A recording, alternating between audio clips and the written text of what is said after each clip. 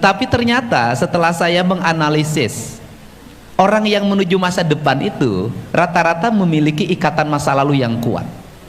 Saya tidak akan mencampuri persoalan urusan perang yang terjadi hari ini antara Iran dengan Israel. Itu urusannya Komisi 1, bukan urusannya gubernur. Tetapi ada yang harus menjadi catatan penting kita. Pada sebuah negara yang ternyata mampu mengelola pikiran-pikiran akademik menjadi pikiran masa depan, dan itu diperlihatkan dalam kemampuan sains di bidang nuklir dan kemampuan sains di bidang persenjataan yang mungkin membuat kita terperangah. Negeri Mullah di mana pemimpin spiritualnya memiliki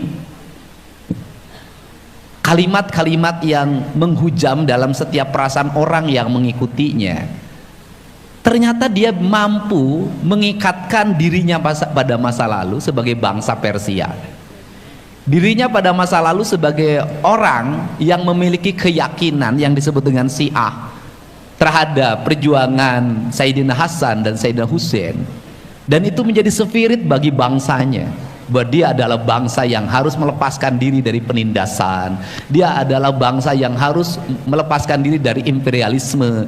Kalimat terzalimi itu melahirkan sebuah tekanan psikologi politik.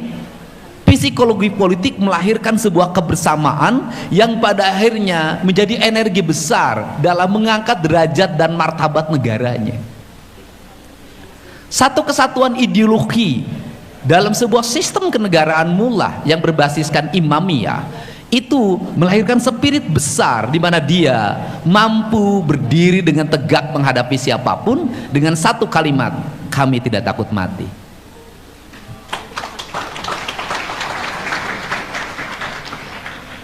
Pertanyaannya adalah, kenapa Kang Deddy selalu bercerita tentang Siliwangi? Kenapa Kang Deddy selalu bercerita tentang Pajajaran?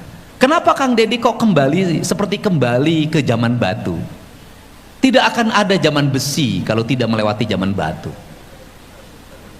Tidak akan ada zaman sains berbasis teknologi digital kalau kita tidak menapaki batu sebagai lelaku peradaban, di mana di Bogor pemimpin besarnya meletakkan peradabannya dalam tulisan batu. Meletakkan peradaban dalam tulisan batu, sesungguhnya dia sedang bercerita pada generasi ke depan, kalau jadi pemimpin, karena ini bicara kepemimpinan, kalau jadi pemimpin, memilihlah mengukir di atas batu dibanding melukis di atas air. Mengukir di atas batu memerlukan satu ketekunan, yang kedua energi, yang ketiga adalah cibiran. Ketekunan adalah dia harus tekun,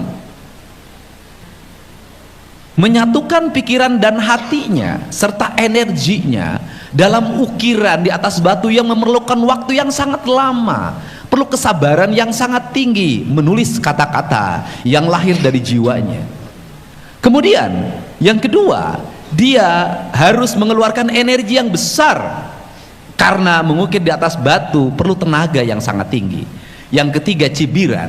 Cibirannya apa? Kamu melakukan apa? Tujuannya untuk apa?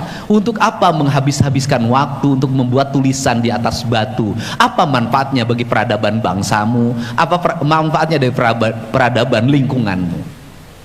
Kerangka pijak inilah yang secara sistemik orang lain memahami sejarah itu dibuat dalam sistematika berpikir yang melahirkan kurikulum akademis yang konsisten, yang menuju sebuah peradaban yang menjadi tujuan. Apa sih problem negeri ini, problem Sunda ini, problem Jawa Barat ini dulu adalah Pajajaran ini adalah inkonsistensi kepemimpinan, inkonsistensi sistem, sehingga semua orang tidak berangkat pada tujuan yang sama.